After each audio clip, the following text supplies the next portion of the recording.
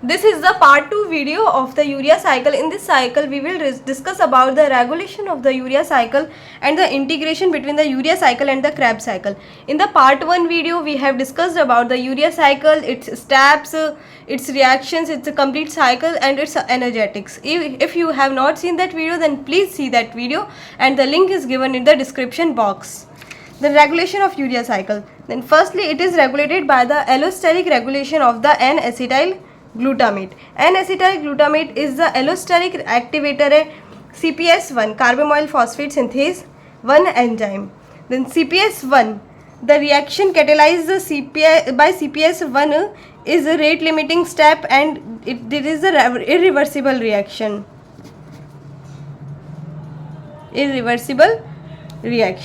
So the urea synthesis in liver is directly correlated with the N-acetyl glutamate formation.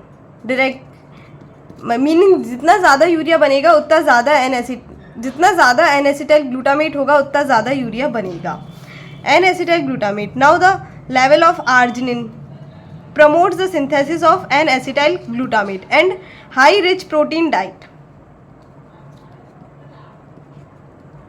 also increases the N-acetyl glutamate level. So in both cases the urea synthesis will be increased. Second regulation is minor regulation, that is by the compartmentalization of the urea cycle. Compartmentalization meaning the first initial 2 steps occur in the mitochondria while the next 3 steps occur in the cytosol. Now we will discuss about the integration between the urea cycle and the Krebs cycle. Then integration. Urea cycle is linked with the TCA cycle. This is urea cycle and this is TCA cycle. It is linked by 3 different ways. First, by the production of fumarate.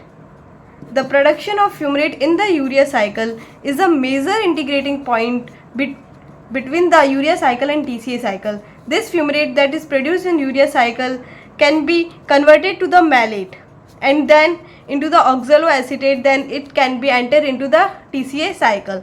This oxaloacetate, it can condense with the acetyl CoA and produce the citrate molecule in the TCA cycle, and this oxaloacetate that entered in the TCA cycle may also get transaminated into the aspartate, then again can enter into the urea cycle by condensing with the citrulline. Citrulline can condense with the aspartate and produce the arginosuccinate. Then this is the fumarate major integrating point. Second point of integration is the ATP. In the TCA cycle, 10 ATP is produced, while in the urea cycle 4 ATPs are consumed. 4 ATPs consumed, while in the TCA cycle 10 ATPs are produced. Now third point of integration between the urea cycle and TCA cycle is the CO2. We all know that TCA cycle is the main metabolic pathway. It is a complete oxidative pathway of all various metabolites, and the CO2 produced here can enter into the urea cycle by condensing with the ammonium ion. So first point is production of fumarate, second point is ATP, and third point is the production of metabolism, that urea cycle can integrate with the TCA cycle in 3 different ways. Thanks.